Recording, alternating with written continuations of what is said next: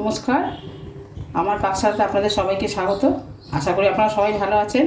আজকে আপনাদের আমি তৈরি করে দেখাবো চিংড়ি মাছের মালাইকারি। আমি এখানে বড় বড় 6 পিস চিংড়ি মাছ নিয়েছি।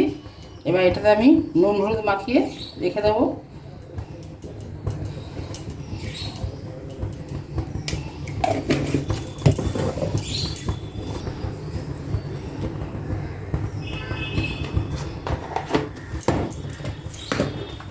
সবকটা মাছে ভালো করে মাখাচ্ছি নুন হলুদ মাখিয়ে এটাকে একটুখানি ম্যারিনেশন করে রেখে দেবো।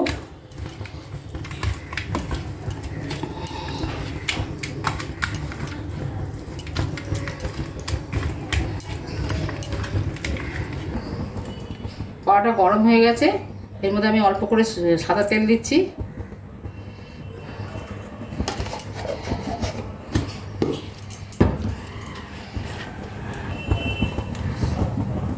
অল্প একটু ঘি দেবো, হাফ চামচ মতো দেবো, বেশি দেবো না।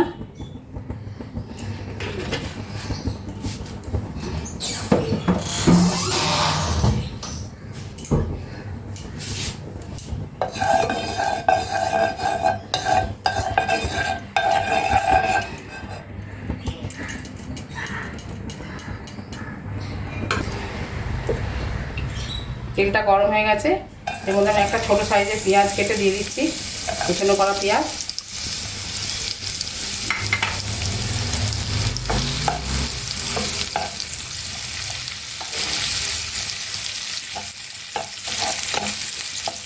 খুব লাল লাল করে ভাজা যাবে না, অল্প ভাজবো। পেঁয়াজটা ভাজা হয়ে এসছে, এর মধ্যে আমি দুটো তেজপাতা, একটা শুকনো লঙ্কা, কয়েকটা 7-8টা 10টা মতো গোলমরিচ আর ছোটো এলাচ আর দারচিনি 3টে স্টিক নিয়েছি, আমি এগুলো দিয়ে দিচ্ছি।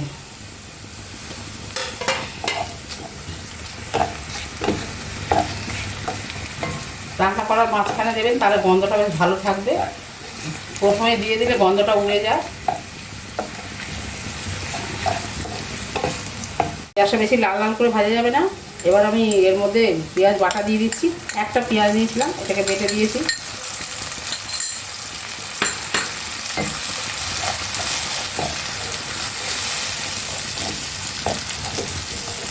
পেঁয়াজটা দিয়ে ভালো করে ভাজবো।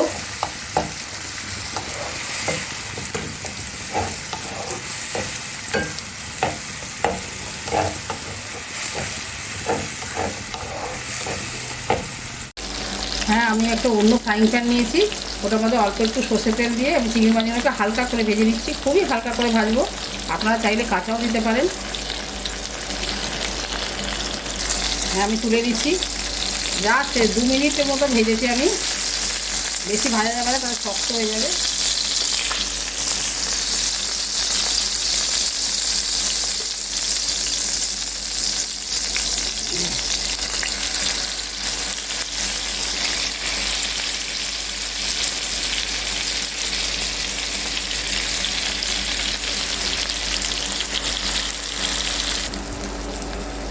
এর মধ্যে আমি হলুদ গুঁড়ো দিলাম আন্দাজ মতো।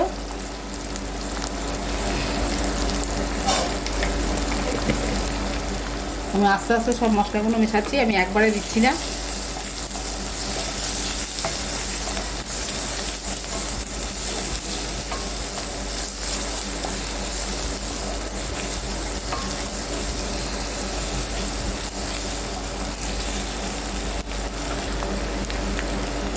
এতে আমি লঙ্কা গুঁড়ো মেশালাম, আপনারা যে যেরকম ঝাল খান সেরকম দেবেন।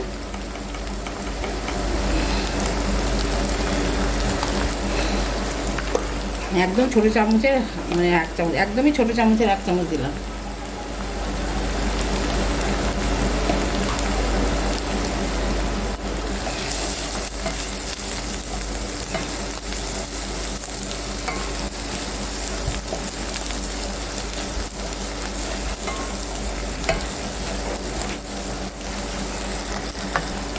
এতে জিরে গুঁড়ো দিলাম, খালি জিরে গুঁড়োই দেবো, আর কিছু দেবো না, গুঁড়ো মশলা।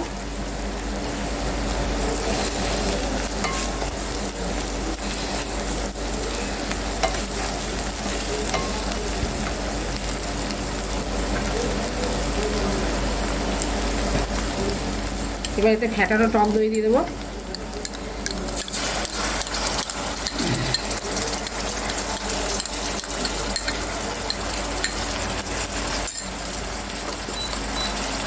গ্যাসটা কমিয়ে দিলাম।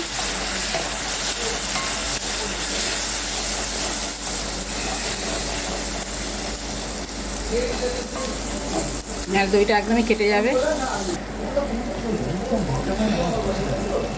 এবারে আমি নারকেলের দুধটা দিয়ে দিচ্ছি।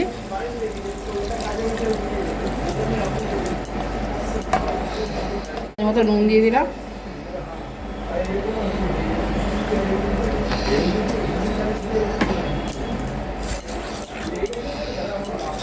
আমি আবার ঢাকা দিয়ে দেবো। মশলাটা আমার একদমই কষানো হয়ে গেছে।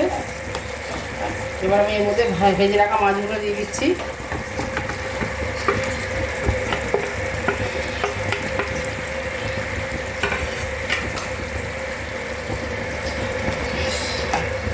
তেজপাতাগুলো তুলে ফেলে দেবো আমি।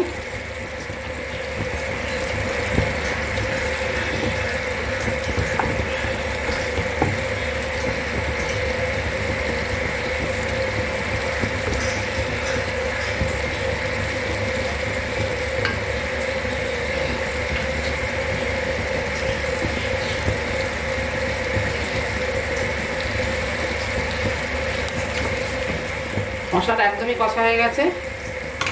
এবার আমি এতে দুধ দেবো। 1 কাপ মতো দুধ দিয়ে দিচ্ছি।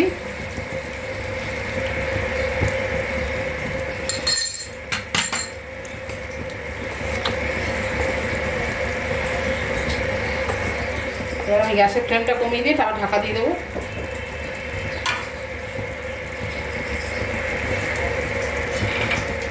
এবার আমি এতে একটুখানি গরম মশলা গুঁড়ো দিলাম, একদম অল্প করে।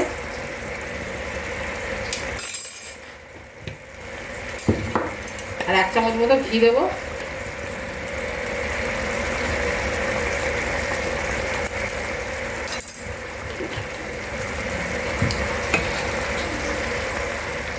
রান্নাটা একদমই রেডি হয়ে গেছে। আমি গ্যাসটা নিভিয়ে দেবো এবার।